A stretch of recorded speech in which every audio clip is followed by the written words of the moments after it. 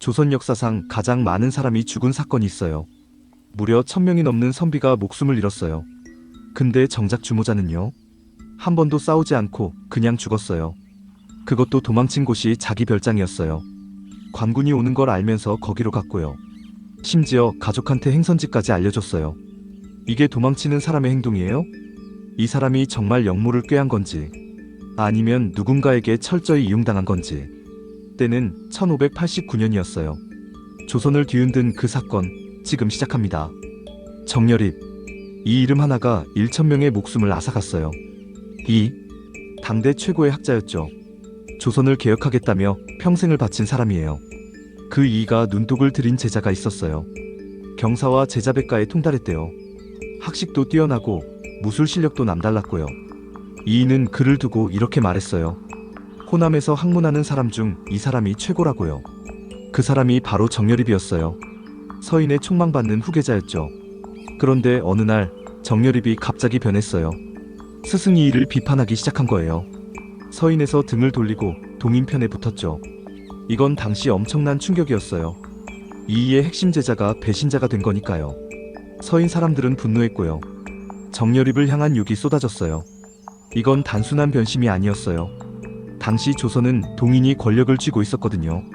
출세를 위해 줄을 갈아탄 거냐고 비판이 쏟아졌죠. 동인도 그를 반겨서 청거해줬어요. 근데 선조가 못마땅하게 봤거든요. 임용이 계속 막혔어요.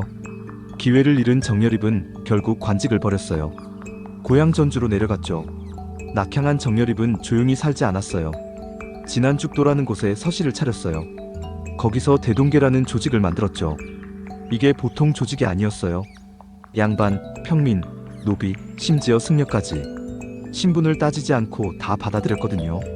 조선에서 이런 조직은 처음이었어요. 매달 보름날이 되면 한자리에 모였어요. 다 같이 활을 쏘고 음식을 나눠 먹었어요. 노비가 양반 옆에서 활을 쏘는 거예요. 조선에서 상상도 못할 풍경이었죠. 정여립을 믿고 따르는 사람들이었어요. 전라도는 물론 황해도까지 조직이 뻗어나갔어요. 사람들이 구름처럼 모여들었죠. 그리고 정여립은 아주 위험한 말을 했어요.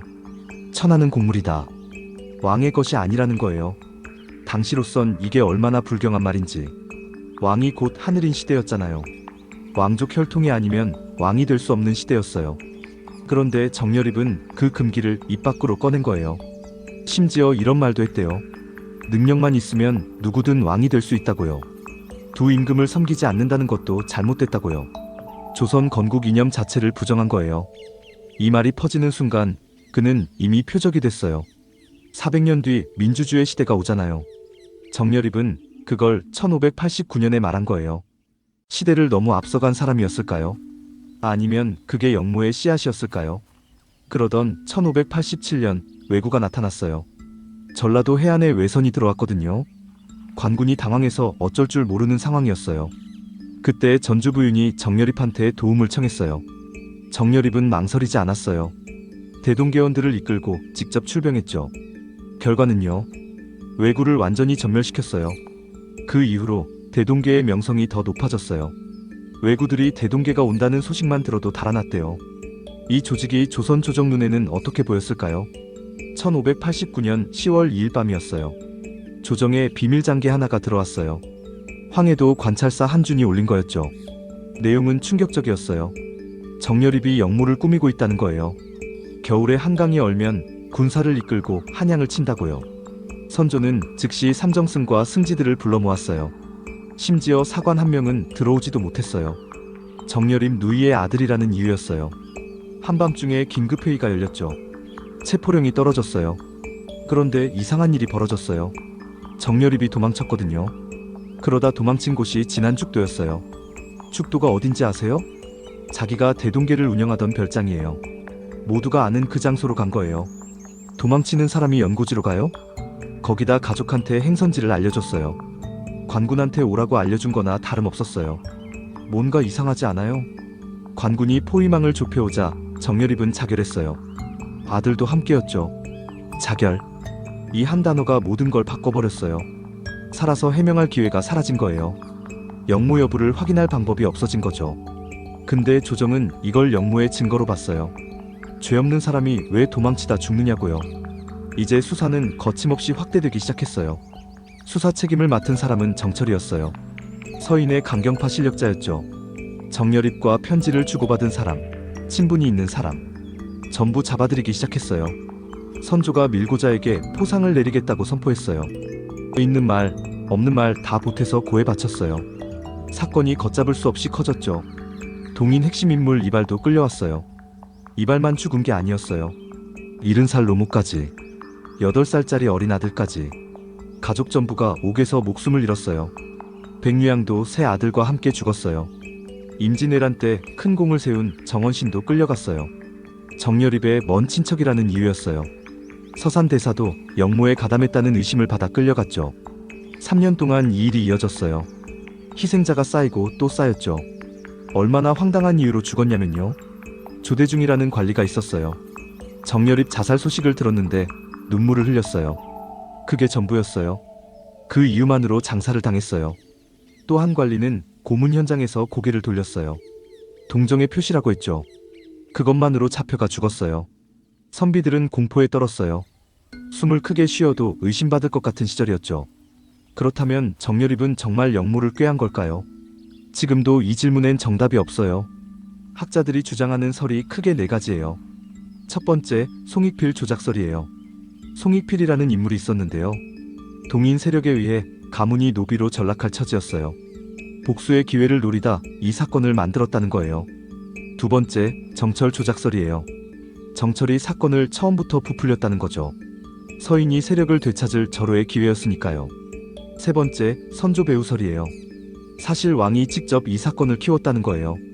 선조는 동인 세력이 너무 강해지는 게 불편했거든요. 왕권을 위협할 수 있다고 봤죠. 정열입 사건이 그걸 한방에 해결해줬어요. 네 번째 설은 좀 달라요. 정열입이 실제로 역심을 품었다는 거예요. 천하는 왕의 것이 아니다. 이 사상 자체가 당시로선 영모나 다름없었다는 거죠. 진짜 거사가 있었는지는 몰라도요. 그의 사상이 화를 자초했다는 시각이에요. 정설은 없어요. 지금도 없고 아마 앞으로도 없을 거예요. 왜냐면 기축옥사가 끝나고 3년 뒤에요. 임진왜란이 터졌거든요. 전쟁통에 관련 기록이 대부분 불타버렸어요. 진실을 밝힐 자료 자체가 사라진 거예요. 서인은 이후 300년 가까이 정권을 쥐었어요. 조선 후기 내내 이 사건은 금기였어요. 영모가 맞다는 게 공식 입장이었으니까요. 그런데 여기서 진짜 충격적인 사실이 있어요. 기축옥사로 죽은 사람이 1000명이에요. 그 1000명 대부분이 호남의 선비들이었거든요. 사건이 끝난 뒤 전라도에 낙인이 찍혔어요. 반역향, 역적의 고향이라는 거예요. 그 후로 호남 출신은 관직에 나가기가 어려워졌어요. 임진왜란이 터졌을 때도 마찬가지였어요. 이순신 장군이 활약하기 전까지요. 호남 인재들은 철저히 배제됐어요. 400년 지역 차별의 시작이 여기서였어요. 정열입, 영모자였을까요? 혁명가였을까요? 한 가지는 분명해요. 그는 자기 시대보다 훨씬 앞서간 사람이었어요. 왕이 곧 하늘이던 시대에 세상은 모두의 것이라고 외쳤으니까요. 그리고 그 말 한마디가 1000명의 목숨을 앗아갔어요. 그 1000명의 억울함은 아직 풀리지 않았어요. 영모였는지 조작이었는지 진실은 기록과 함께 불타버렸어요. 그게 더 슬프지 않나요? 이 사건에 대해 어떻게 생각하세요? 정열입은 영모를 꾀한 걸까요? 아니면 너무 앞서간 사람이 희생된 걸까요? 댓글로 여러분 생각을 들려주세요. 조선 이야기 더 궁금하시면 구독 눌러주세요. 다음 영상에서 또 만나요.